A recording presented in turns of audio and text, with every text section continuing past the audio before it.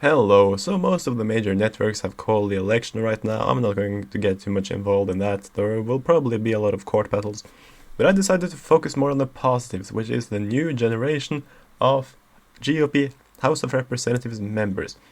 Of course, these two guys are not a part of the new generation. These are two of the old guys who are now returning to the US House. Pete Sessions and Darrell Issa of Texas and California respectively have won elections to different House seats than they lost and retired from in 2018. And now they are back in the US House come January.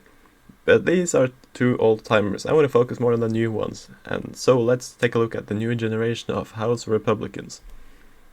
Here we have some of them. Yvette Herrell from New Mexico, who defeated Shorty Torres Small in that big southern border district, and Stephanie Bice from Oklahoma, who defeated Kendra Horn in that Oklahoma City district. Now, both of these were won heavily by President Trump both in 2016 and this year, so it was not too unexpected. We go on. Ashley Hinson, who defeated Abby Finkenauer in Iowa. Michelle Fischbach, who defeated Colin Peterson in Minnesota, and Nancy Mace, who defeated Joe Cunningham in South Carolina. Now, especially the two last of these were strong Trump districts, but Ashley Hinson's defeat of Finkenauer in Iowa is actually quite impressive. We go on. Peter May here won the open seat that was held by independent Justin Amash in Michigan. Carlos Jimenez, he won the seat that was held by Democrats. Debbie McChrystal-Powell, he defeated her. This is a southern Florida, Miami area seat. And we all saw how Miami and the Cuban areas really trended towards Trump this cycle.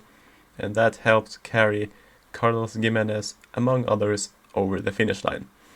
Tony Gonzalez won the open seat along Texas' southern border that was held by Will Hurd for a long time.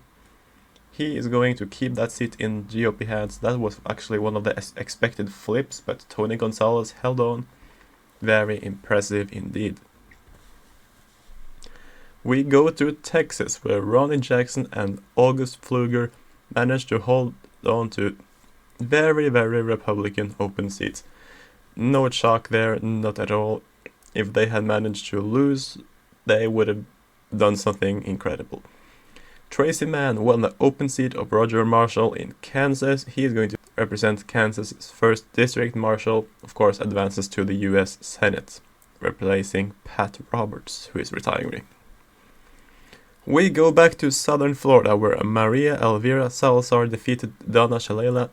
Shalala actually defeated Salazar in 2018 for the same seat, but Salazar came back, she took the victory, and she claimed that seat for the GOP. And it was another flip for the GOP.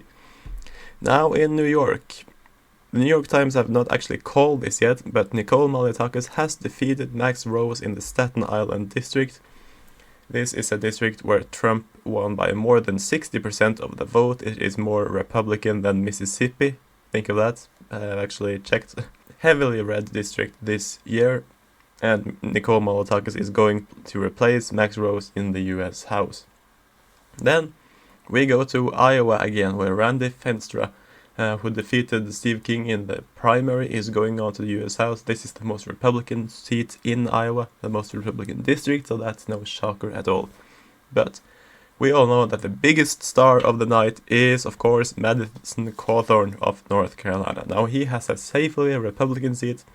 He is the new young rising star in the GOP, maybe the next FDR, because they both are in wheelchairs. But he is one of the new faces of the Republican Party. He is just 25 years old. He just turned 25, so he's just barely old enough to be in the US House. But he loves his guns, he loves his dog, and he loves hunting and politics, and of course his girlfriend or wife. So that's that. It's a new generation of GOP House members, guys. So let's celebrate them.